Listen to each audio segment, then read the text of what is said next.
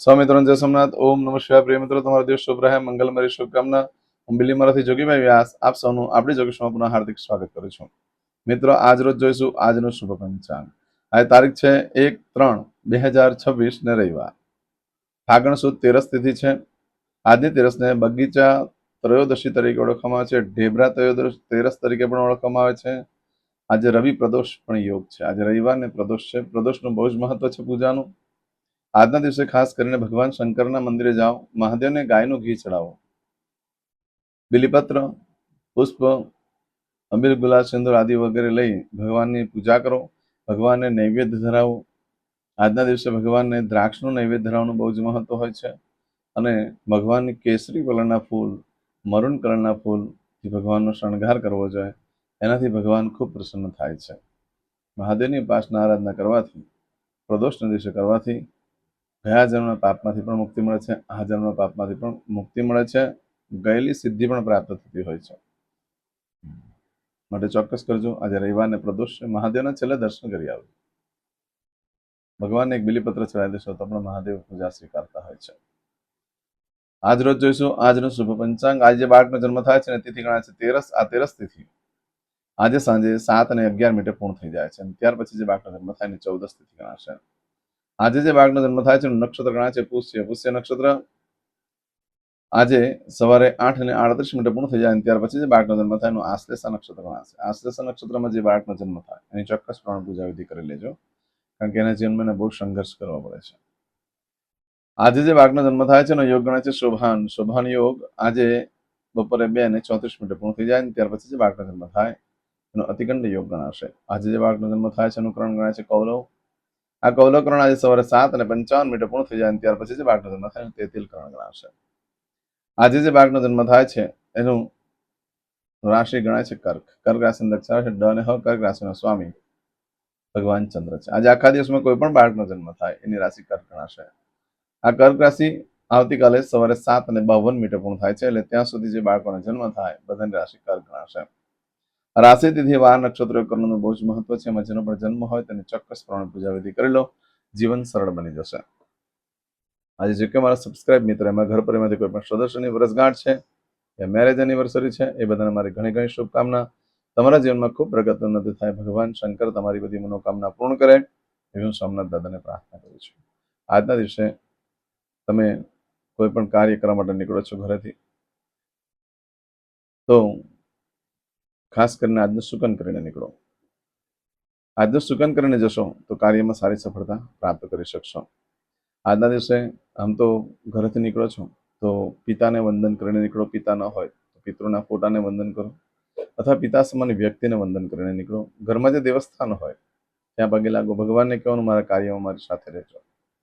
આજે રવિ પ્રદોષ છે. ભગવાન સૂર્યનારાયણને પાણી, તલ અને કરણનું ફૂલ મિક્સ કરી ભગવાનને અર્ઘ્ય આપવાથી સૂર્યનારાયણ અને પિતૃ બેઉ તૃપ્ત થતા હોય છે. આજના દિવસે ગાયને ઘાસ ખવડાવવાનું પણ બહુ જ મહત્વ છે. પણ હમણાં ગાય ઘાસ ખાતી નથી, માટે જવ, ગોળ ને પાણી 3 વસ્તુ મિક્સ કરી દો. રવિવાર પણ છે, જવ ચડાવવાનું મહત્વ હોય છે. રવિવારના દિવસે જવ, ગોળ ને પાણી મિક્સ કરીને ગાયને ખવડાવવાથી ગ્રહદોષમાંથી, પિતૃઋણમાંથી પણ મુક્તિ મળતી હોય છે. આજના દિવસે યશ, કીર્તિને પ્રતિષ્ઠા પ્રાપ્ત થાય જે કોઈ વ્યક્તિ ગાયને જવ ખવડાવે છે. આજના દિવસે આખા પરિવાર સાથે બહાર ફરવા જવું જોઈએ, જેનાથી શુભલક્ષ્મીની પ્રાપ્તિ થાય છે. આજના દિવસે કોઈ પણ કાર્ય કરવા માંગો છો તેના માટે ચોક્કસ શુભ સમય છે, આપણે જોઈ લઈએ. સવારે 7:30 થી બપોરે 12 વાગ્યા સુધીનો સમય શુભ રહેશે. એ જ રીતે બપોરે 1:30 થી બપોરે 3 વાગ્યા સુધીનો સમય શુભ રહેશે. એ જ રીતે સાંજે 6 થી રાત્રે 10:30 વાગ્યા સુધીનો સમય શુભ રહેશે. એ જ રીતે આવતીકાલે મળસ્કે 1:30 થી મળસ્કે 3 વાગ્યા સુધીનો સમય શુભ રહેશે. અને આવતીકાલે સવારે 4:30 થી સવારે 6 વાગ્યા સુધીનો સમય પણ શુભ રહેશે.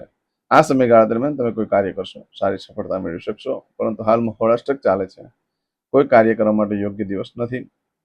આપણા પ્રાંતની અંદર આ સમયગાળા દરમિયાન કોઈ કંઈ ખરીદી, વેચાણ વગેરે નથી કરતું. હોળાષ્ટકની અંદર બને ત્યાં સુધી કાર્ય ન થાય, ન કરો તો વધારે સારું. છતાં પણ કરવું જ પડે એમ છે. આપણી જોગેશ ચેનલ પર જઈ પ્લેલિસ્ટમાં જતા રહો અને ત્યાં આગળ આજનું સુકન જોઈ લો. સુકન કરીને કાર્ય કરશો, સારી સફળતા પ્રાપ્ત થઈ શકશે.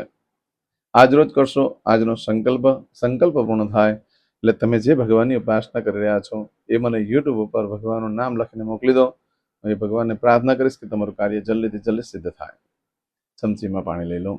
અદ્યતન માસન માસોત્તમ પરમ પવિત્ર ફાલ્ગુન માસે શુભ શુક્લ પક્ષે ત્રયોદશીયાયામ ભાનુવાસન વિત્તાયામ. હવે દરેક જણા પોતાનું સાચું નામ બોલી દો. તમારું ગોત્ર ખબર હોય તો ગોત્ર બોલી દેવાનું. પછી બોલવાનું છે અહમ, મમ, આત્મન, શ્રુતિ, સ્મૃતિ, પુરાણોક્ત, પુણ્ય, ફલ, પ્રાપ્તિ, અર્થમ, અપ્રાપ્ત, લક્ષ્મી, પ્રાપ્તિ, અર્થમ, પ્રાપ્ત, લક્ષ્મી, ચિરકાલ, સૌ, રક્ષણાત્મક, લોકેવા, સભાયામ, રાજદ્વારે, વ્યાપારે, વિદ્યા અભ્યાસે, દેશે, વિદેશે, સર્વત્ર, યશ, કીર્તિ, વિજય, લાભાદિ, પ્રાપ્તિ, અર્થમ, મમ, અખિલ, કુટુંબસ્ય, આયુ, આરોગ્ય, ऐश्वर्यादि, प्राप्ति, अर्थम, मम, जन्म,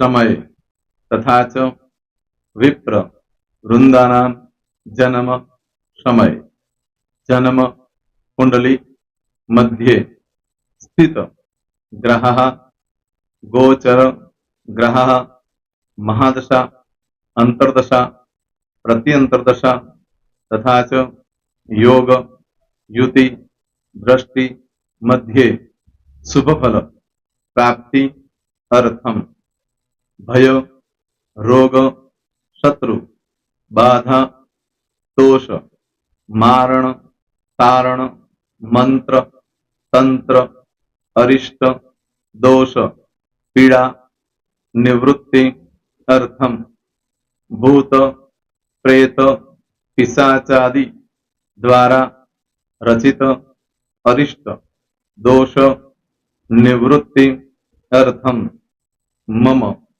सकल, मनवांछित फल. और તમારા મનમાં જે કઈ ઈચ્છા હોય તે બોલી જવાનું.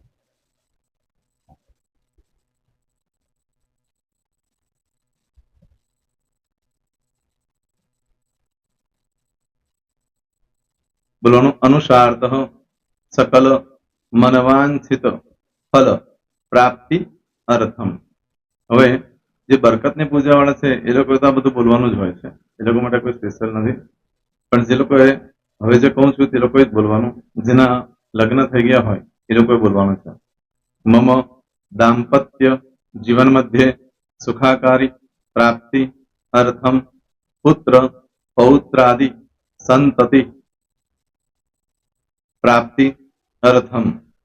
આ સંતાન પ્રાપ્તિ વાળા માટે પણ આવી જાય છે. એમાં દીર્ઘ આયુ આરોગ્ય ઐશ્વર્યાદિ પ્રાપ્તિ અર્થમ.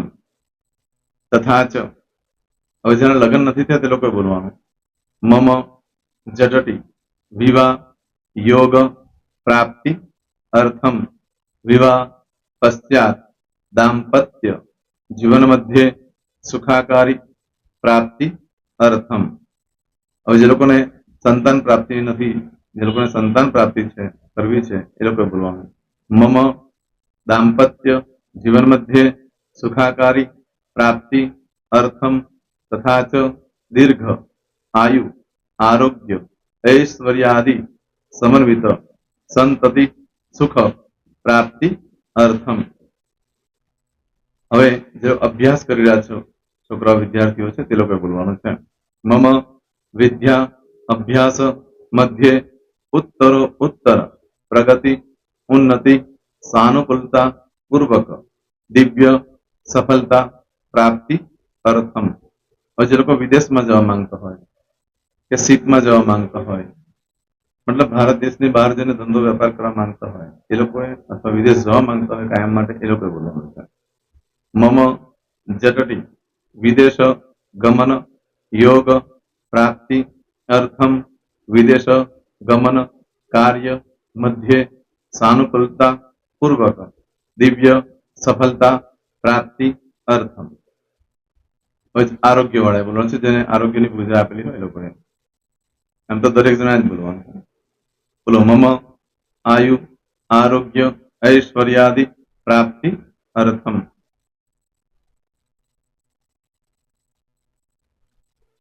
હવે દરેક જણા બોલવાનું. સકલ મનવાંછિત ફલ પ્રાપ્તિ અર્થમ અદ્ય દિને પ્રધાન દેવતાનામ નિત્ય દિન અનુસાર્ધ પૂજન અર્ચન કર્મણિ અહમ કરીશ્યે. પાણીવાળી થાળીમાં પાણી મૂકી દેવાનું છે.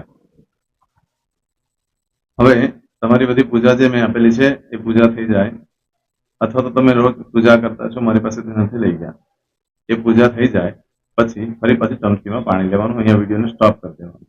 પૂજા પતે એટલે પાછું આગળનું કરવાનું છે. અહીંયા વિડીયો સ્ટોપ કરી દેવાનો અને પૂજા પતે એટલે બોલવાનું છે વિષ્ણવે વિષ્ણવે વિષ્ણવે નમો નમઃ વિષ્ણુ સ્મરણા સર્વમ પરિપૂર્ણ અસ્તુ.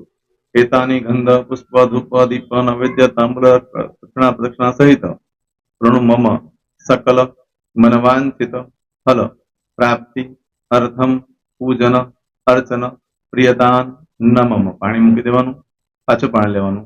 પૂજન અર્ચન બ્રહ્માર્પણમસ્તુ. નીચે જમીન પર પાણી મૂકો, એમાં આંગળી ઘસી કપાળમાં તિલક કરી દો. કપાળમાં જમીન પર પાણી મૂક્યું છે એમાં.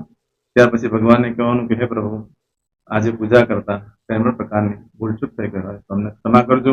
અમે તમારા બાળક છીએ.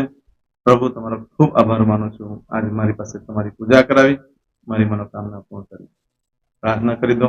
જગ્યા પરથી ઉભા થઈ શ્રીનારાયણ ભગવાનને પાણી ચડાવી દો અને નિત્ય કર્મ જે કરતા હોય તે કરો. જય શ્રી. તમારો દિવસ શુભ રહે. તમે અને તમારો પરિવાર સુખી રહે, સંપન્ન રહે, સુરક્ષિત રહે, એ ભગવાન સોમનાથ દાદાને પ્રાર્થના. તો મિત્રો, તમે મારા વિડીયોને લાઈક ના આપી હોય તો સૌથી પહેલા લાઈક આપી દો. અને ત્યાર પછી જો તમે મારી આ ચેનલ સબસ્ક્રાઇબ ન કરી હોય તો સૌથી પહેલા સબસ્ક્રાઇબ કરી લો અને બેલ આઇકોન ઓલ પર ક્લિક કરવાનું ભૂલશો નહીં, જેથી કરીને સૌથી પહેલા નવી વિડીયો જે કંઈ મૂકું એ તમને મળે. મિત્રો, કંઈ પણ મૂંઝવણ હોય તો મને આ નંબર પર તમે ફોન કરીને પૂછી શકો છો. મારો મોબાઈલ નંબર છે 9825546459. મિત્રો, કોમેન્ટ્સમાં જય સોમનાથ લખવાનું ભૂલશો નહીં. ફરી પાછા નવા વિડીયો સાથે મળીએ. ત્યાં સુધી સૌને જય સોમનાથ.